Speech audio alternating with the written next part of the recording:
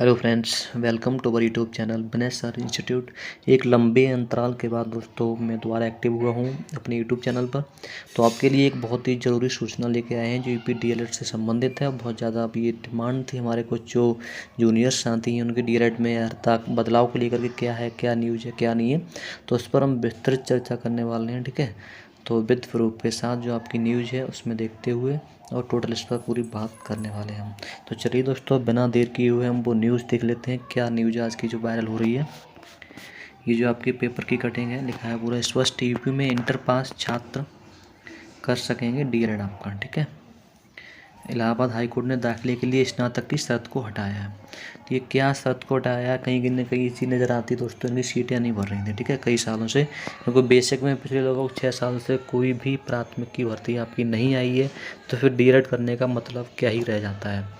तो जो सीटें आपकी प्राइवेट कॉलेजों में नहीं भर रही हैं, कहीं न कहीं उन्हीं लोगों के द्वारा कोई याचिका डलवाई गई होगी कि अर्हता में बदलाव कीजिए तो शायद सीटें भर जाएँ। ये सब कुछ चीज़ लग रही हैं। चलिए देखते हैं। इलाहाबाद हाईकोर्ट ने जिला शिक्षा प्रशिक्षण संस्थान डाइट की ओर से संचालित डीएड 2 वर्षीय प्रशिक्षण पाठ्यक्रम में प्रवेश की अर्हता इंटरमीडिएट से बढ़ाकर स्नातक करने के राज्य सरकार के आदेश को रद्द कर दिया है। कोर्ट ने इस संबंध में जारी 9 सितंबर 2024 के शासनादेश के अंश को रद्द कर दिया, जिसमें 2 वर्षीय पाठ्यक्रम में प्रवेश की अर्हता को बढ़ाकर इंटरमीडिएट से स्नातक कर दिया गया था। कोर्ट ने प्रदेश सरकार के निर्णय को संवैधानिक, मनमाना और भेदभावपूर्ण करार दिया है।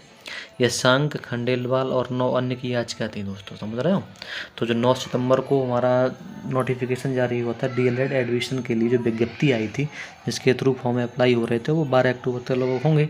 तो उसी अर्हता को चैलेंज किया गया था कि जो डीएलएड की अर्हता है अन्य राज्यों में जैसे जेबीटी वगैरह होती है, बिहार में आपका है, तो इस तरह से वहाँ 2 साल का ही आपका डीएलएड होता है। इससे पहले भी अपने यूपी में भी 2 साल का ही बीटीसी होता था, जब बेसिक ट्रेनिंग सर्टिफिकेट था कुछ समय पहले।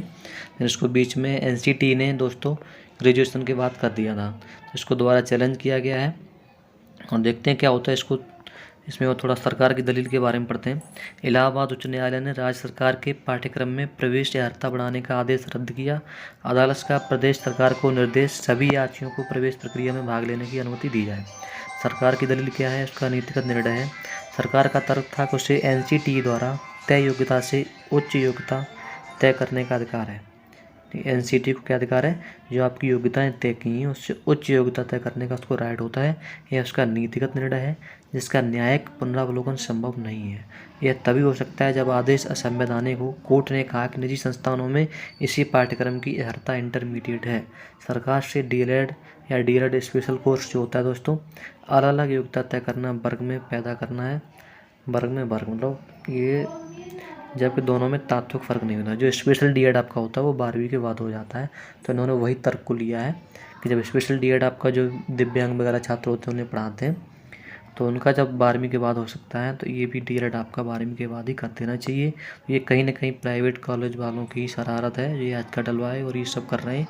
चलिए जो भी है चीज़ें देखते हैं। और एक और न्यूज़ आपकी आज की है कि 12वीं पास मौके से सभी सीटें भर सकेंगे। हाँ, वही पिछली बार जब बीएड को बाहर कर दिया गया आपका बेसिक से, उसके बाद भी आप देख सकते हैं 70,100 सीटें खाली रह गई थी डीएलएड के लिए, ठीक है। वो 2,33,000 के समथिंग है आपकी गवर्नमेंट और प्राइवेट कॉलेजों की सीट मिला करके।